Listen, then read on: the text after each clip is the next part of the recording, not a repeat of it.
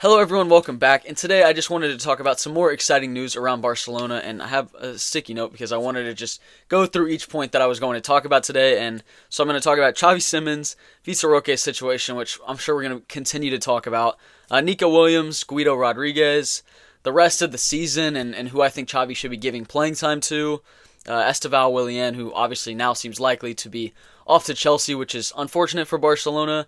And then also Pau Cubarsi's contract renewal, Marc Casado's contract renewal, and also Serginho Dest. So I'm going to talk about all of that today. So I wanted to first start off with Xavi Simmons because I think this would be a great addition in the summer. It's a position that Barcelona definitely needs to look into. I think, in my opinion, he would definitely be playing and starting as a left winger for Barcelona. And to have a flank of Alejandro Balde and Xavi Simmons in front of him, I think that would be great for Barcelona. I think that would provide a lot more balance because I think this season, especially with Cancelo going so far forward and then sometimes they're not playing with a left winger. Sometimes you have João Felix. I just think it would be a big upgrade on that position. So for me, I'd be very happy if the signing happened. And I'm not as much worried about Xavi Simmons wanting to rejoin Barcelona. I'm more worried about PSG making it difficult for that to happen because, there are some sour relationships between the two clubs. And I think, because Mbappe is leaving PSG, Xavi Simmons, it would seem natural that he would rejoin PSG and they would have, a couple plans for him in the next few years that he would be starting as a left winger for them after just coming off a very successful loan spell at RB Leipzig, as well as last year's loan spell with PSV. He was great with both clubs, and yeah, so I think Barcelona, this would be a huge signing for them. Obviously, it would just be on loan, so it's a short-term signing, but who knows in the future if Xavi Simmons would be able to rejoin Barcelona, so it would be great to see him back at the club next season. And really, that clause in his contract is the only reason that it's even a possibility to join, and I thought at first it was maybe just talk, but Fabrizio has confirmed it and said that Barcelona are interested in bringing him on loan, but Xavi Simmons is the one who decides where he plays next season. I don't think he's going to stay at PSG. It's reported that he doesn't want to stay there, and again, with Mbappe leaving, you would think he would have a great place in the team to get a lot of minutes and to be, one of the faces of the team. But maybe it's just not meant to be. I'm not sure if he just doesn't like the team. He doesn't like, what's going on there. I'm not really sure. But if he's open to joining Barcelona in the summer, I think Xavi would love to have Xavi Simmons.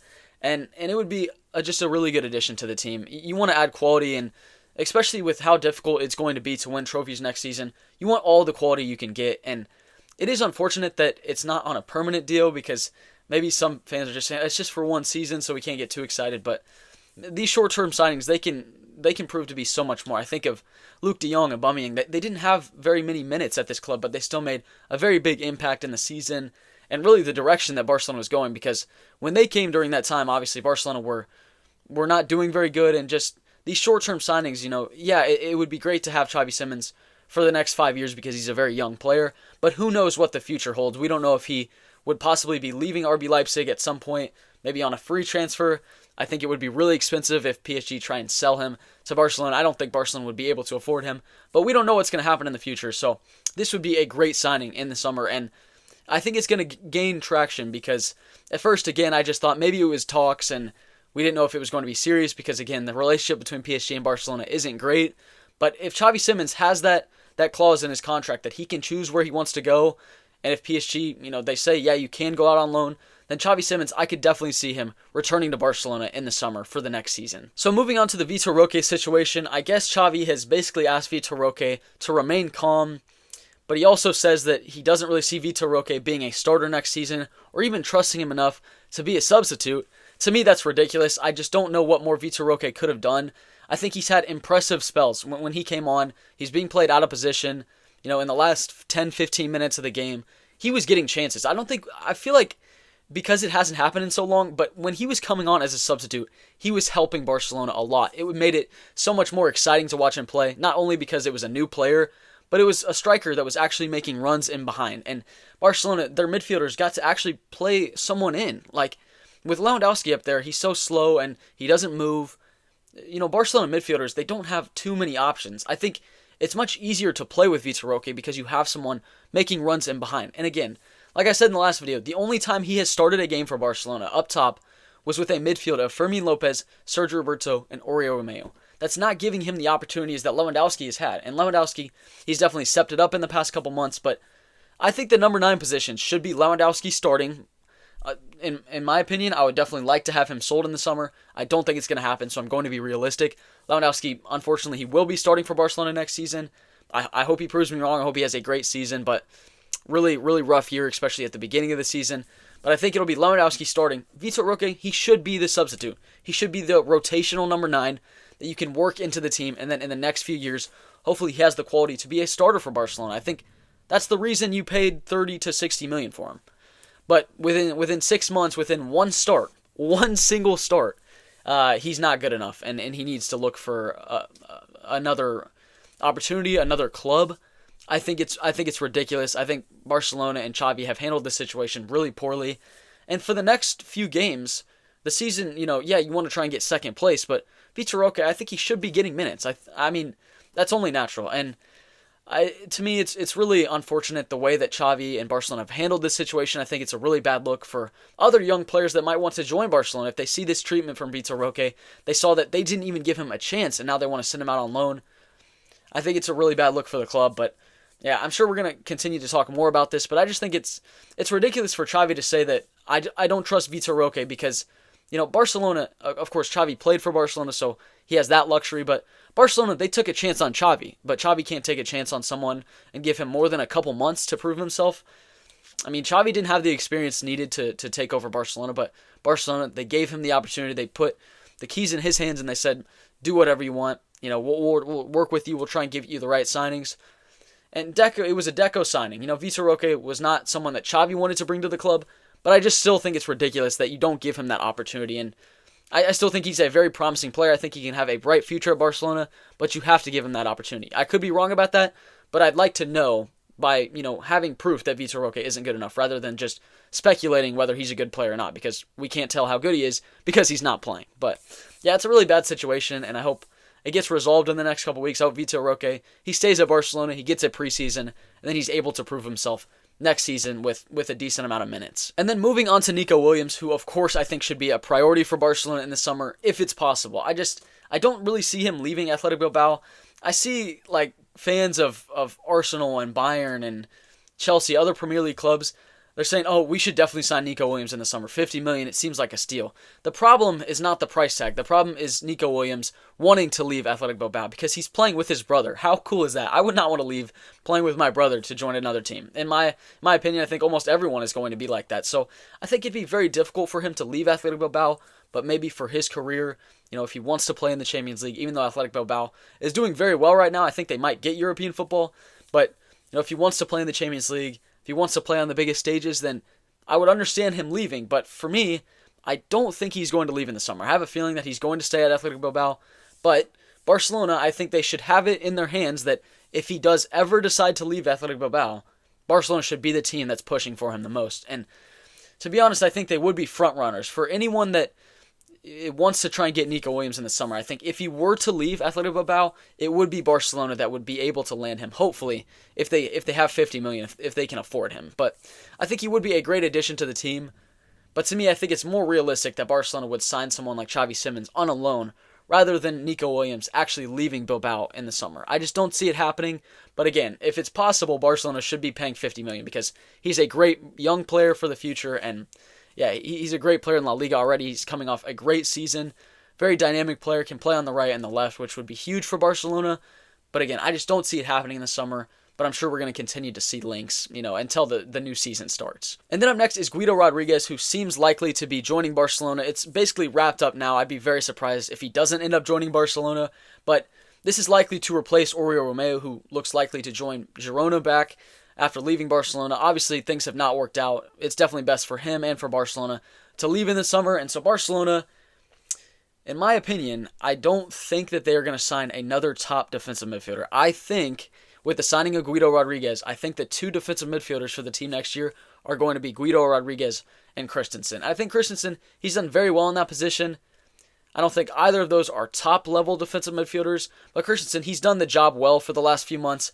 And Guido Rodriguez, I hope he can come in and be an improvement to Oriol Romeu, because Oriol Romeu, every single time he played, it just looked like he was lacking confidence. He just would make a mistake that would lead to a goal or lead to an opportunity from the other team. You just couldn't trust him to come on at any point in the game. No offense to him, I feel really bad because he was doing really well with Girona last year. But Guido Rodriguez, I think, hopefully would be an improvement. I've watched him with Argentina. I don't think he's an incredible player, But for a free transfer, I don't think it's the worst signing because Barcelona, they do need a player in that position. So I have a feeling that it is only going to be Guido Rodriguez as a defensive midfielder. I thought initially maybe they would sign him and a top defensive midfielder. I just don't know if Barcelona have the ability to make those signings. So I could see Guido Rodriguez and Christensen being the two options as defensive midfielders for the club next season. Talking about the rest of the season really quick, I just want to say that I hope Barcelona, they're rotating. Of course, they want to try and get second. You can't just slack off and just play, whoever. But players like Marc Casado, players like Vitor Roque, I hope they're getting minutes. And for me, I think Xavi, I know it's a difficult part of the season. You have to basically win every game because Barcelona, they're in a difficult situation right now. So I understand he doesn't have that luxury of rotating as much. But in the last couple games of the season, why don't you show Vitor Roque that you trust him? Why don't you show Casado that he has possibly a future at the club and give them opportunities? And players like Mikal Faye, I hope he makes his debut for Barcelona's first team in the next couple games. And then Hector Ford, I hope he's getting minutes. These players, I think, even just giving them their debut or giving them some minutes at the end of the season, it could do a load for their confidence. I think going into next season, you're going to need these players because Barcelona's squad, this season, it wasn't good enough. I think they know they have to make improvements, so why don't you look within the club, the players that you have, give them some opportunities, and I hope Xavi, he's able to do that for the rest of this season. But of course, Barcelona, they still need to get second place. And now talking about Estevao Willian or Messinho, Barcelona, how do you miss out on a player that wants to join Barcelona, and his nickname is also Messinho? You can't miss out on that. But we don't know how his career is going to go. We can just look at face value right now, the potential that he holds. He's going to go on, I think, and be a great player for whichever club that he joins.